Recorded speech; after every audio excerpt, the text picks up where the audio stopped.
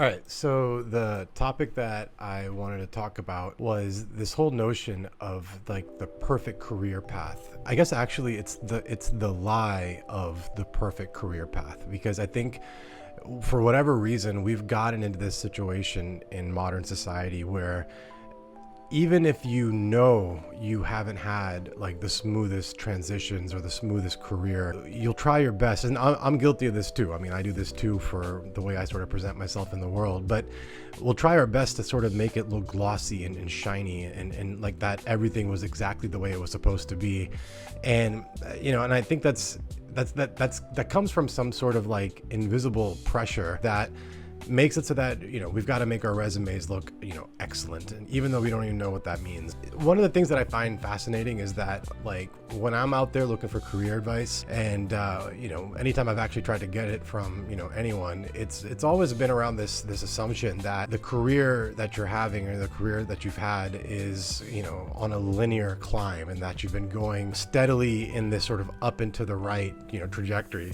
It's what looks good on paper. It looks it's nice to talk about when you're talking about it out loud. It assumes things like your schooling first, it happened well, you did really well, that got you into some job, you built that job into some sort of career, and in that process you were able to get promoted, rinse repeat. And I think about it from the perspective of like what the real path for most people is, and especially for folks that are like going through identity shifts or dealing with the reality of like the freaking economic pressure that's happening all over the place right now. And then people like myself, I would say, the neurodiverse spicy brains that I think entered into a workforce that wasn't really ever built for them in the first place. I think that whole process, that up and to the right thing sort of shatters apart. And the thing that's always fascinating about this is that it leads to this shame and this confusion that so many of us carry and never really want to talk about because it's embarrassing and kind of breaks away from the story that we put out into the world. The sad thing about that is that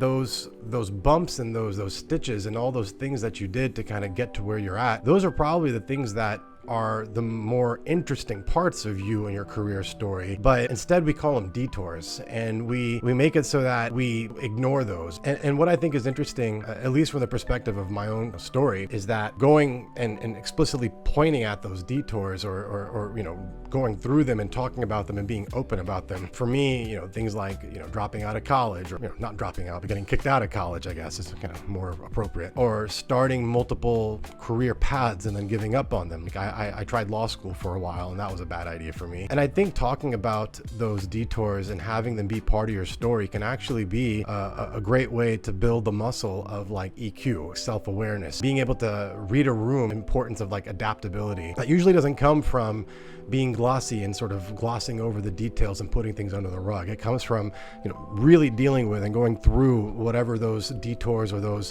moments of down or whatever you want to call it that you've gone through. I think it's more important to kind of remind yourself that success itself isn't about smoothness or speed. It's more about this idea of like alignment, or at least the way I think about it. It's like the sense of like, are you aligned? Are you satisfied? Are you going in the way that you want to go? Not in the direction or in the speed, but in the way that you want to go. What's challenging right now in today's job market is that I don't think a lot of recruiters and hiring managers, they don't really think about this stuff. And I think it's important that we do talk about this and kind of make it known that when someone's telling their story, it's not going to be a beginning, middle, end every single time. There's going to be different stages and steps and sort of tangential things that happen that should be part of a story and that shouldn't be made to feel embarrassed about, I think. And anyways, so this is just a sample to see how it looks to talk into the camera like this.